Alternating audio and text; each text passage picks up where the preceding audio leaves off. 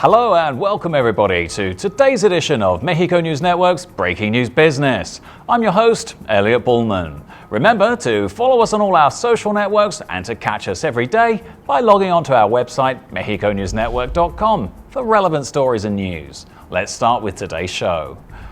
Google has announced the next group of promising startups for its third class of Launchpad Accelerator, Unima, Econduce, and Tizca. The three invited Mexican startups will receive intensive mentoring from Google engineers, product managers, and other expert mentors from top technology companies and venture capitalists in Silicon Valley. We have around 100 confirmed mentors representing 30 Google teams, experts from our network mentors in a dozen countries, and a number of the Silicon Valley ecosystem, said Francisco Solsona, Google Developers Developer Relations in Latin America. Unima is a fast and low-cost diagnostic and disease surveillance technology for infectious diseases which allows doctors, nurses, and community health workers to diagnose diseases directly at the point of care in less than 15 minutes without the use of any lab equipment. The goal is to increase access to a timely diagnosis for more than 3 billion people living in situations of limited economic and technical resources. Tizca is the app that gathers the world's top fashionistas with fashion lovers, showing trends, new ideas, and giving tips to help you put together your daily looks and become a reference in the world of fashion. Being part of Google Launch App allows us to enrich ourselves with the latest technology and to continue to improve our platform, but also to stay in touch with other startups around the world who will help us cooperate and learn best practices, said Gabriel Reusner, CEO and co-founder of Tizca.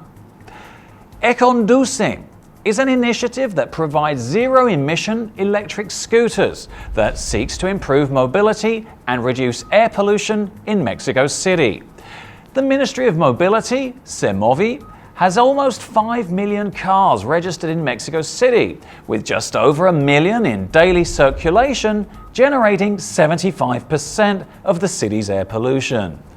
The startup has been operating for a year and a half and is backed by Ideas and Capital, Dealer Capital, Nafin, and FEMSA, among other investors.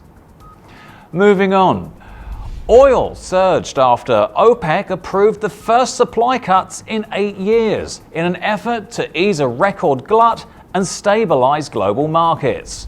And this news made an instant positive impact on the recovery of the Mexican peso, as analysts speculated that this agreement could help to turn the tide for Mexico's flailing oil industry. Jose Antonio Meade, Secretary of Hacienda and Crédito Público, said that the OPEC agreement was good news for the finances of PEMEX and the country as a whole. News of the accord sent global stock markets soaring. Energy shares advanced after the OPEC pact and were the best performers on the Standard & Poor's 500 index.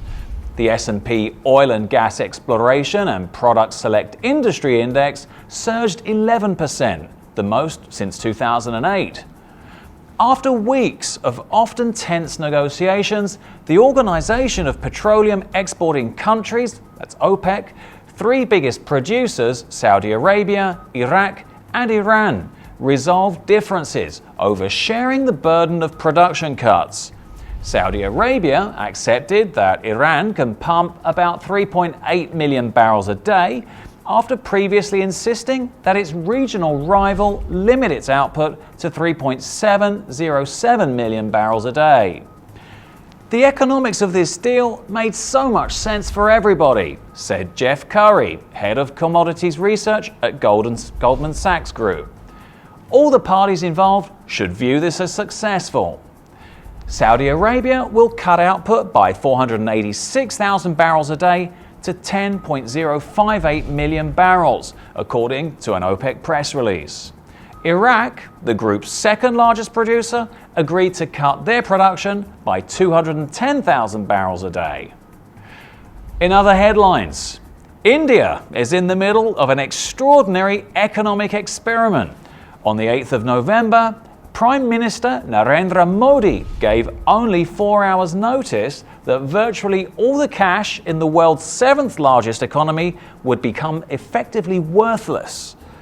The Indian government likes to use the technical term demonetization to describe this move, which makes it sound rather dull, but it isn't.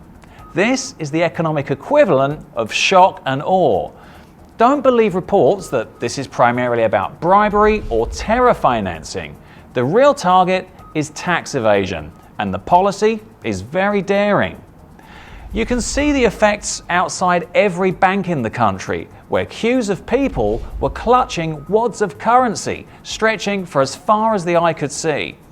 Mr. Modi's shock and awe declaration that caught everyone unaware meant that 1,000 and 500 rupee notes have become obsolete overnight, while the introduction of the 2,000 rupee note is designed to force people into the banking system.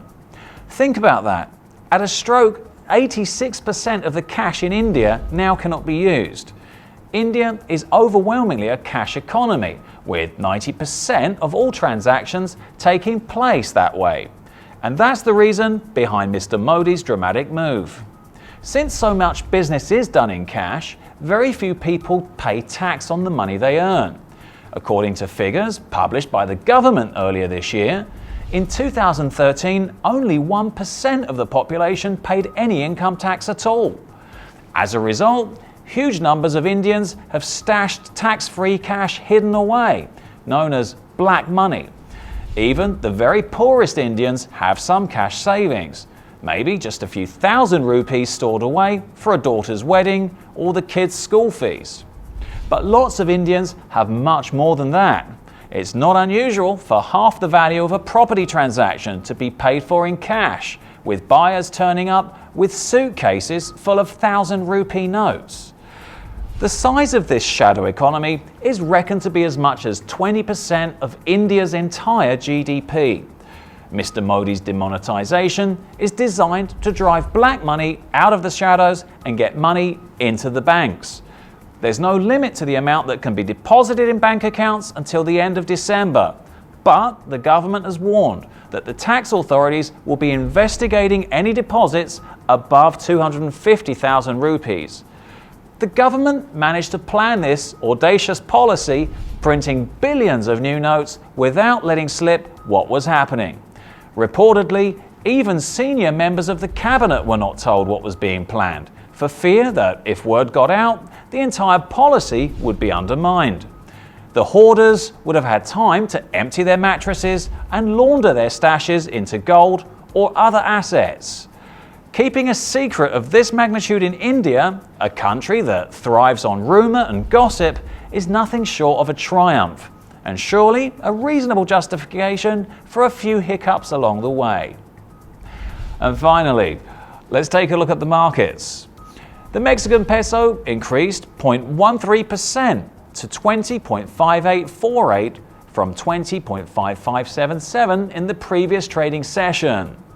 IPC Mexico decreased 0.12% to 45,316 from 45,372 in the previous trading session. This was all for today. Thank you for staying with us. I'm your host, Elliot Bullman. Remember to follow us on Facebook, Twitter, and Google+. Log on to MexicoNewsNetwork.com for more information on Mexico and the world. Until next time.